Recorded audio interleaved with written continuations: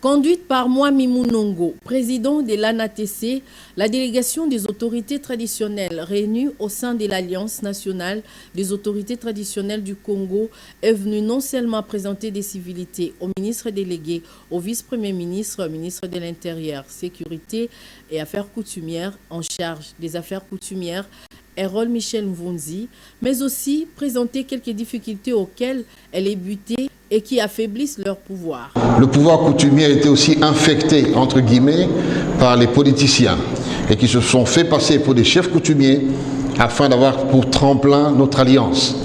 Et à cause de cela, il y a une multiplicité maintenant d'associations, de déclarations dans les médias. Mais nous, les pères, les patriarches, nous restons constants derrière le gouvernement de la République. Pour sa part, Maître Erol Michel Mvunzi s'est dit satisfait de ses échanges avec ses partenaires. Je suis très content de recevoir cette grande association, vraiment organisée, je l'ai constaté. Comme je leur ai dit qu'au regard de la loi, les chefs coutumiers, ce sont des partenaires de l'État. La loi prévoit que les chefs coutumiers deviennent des partenaires au développement. Je veux qu'ensemble avec eux, nous puissions travailler dans ce sens-là. Pour moi, le chef coutumier, c'est celui qui a été désigné conformément aux us et coutumes locales et ensuite reconnu par l'État, c'est-à-dire qui possède un arrêté le reconnaissant comme tel et l'établissant comme tel. Les autres, ce sont des princes. Vous êtes de la famille Chefa, vous êtes prince, mais le chef coutumier, c'est celui qui règne.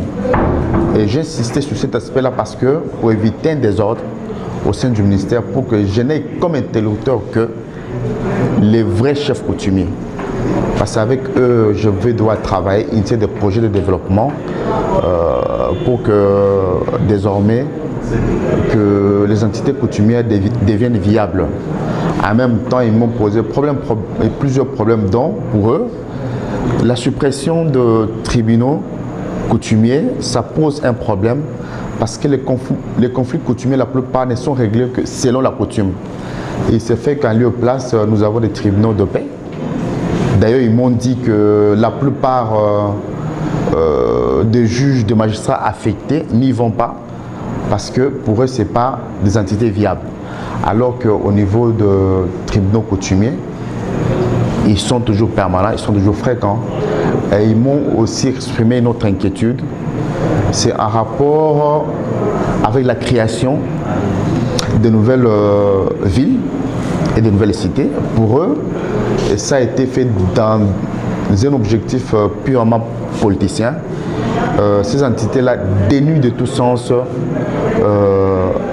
les chefferies et les groupements. Ça dépouille en fait le groupement et les chefferies. Je pense qu'on va travailler pour faire en sorte de concilier tous les points de vue, d'autant plus que notre objectif, l'objectif de notre gouvernement, c'est le développement à partir de la base. Donc, quand on parle du développement à partir de la base, on va d'abord les villages et puis les entités coutumières. Je pense qu'on va travailler ensemble pour faire en sorte qu'on trouve un juste milieu pour qu'on avance. Les gardiens des us et coutumes du Congo ont promis de déposer un mémorandum qui contiendra leurs préoccupations. Et pour couronner tout, un cadeau d'une œuvre d'art qui symbolise les liens entre le pouvoir coutumier et le ministère des tutelles a été remis au ministre.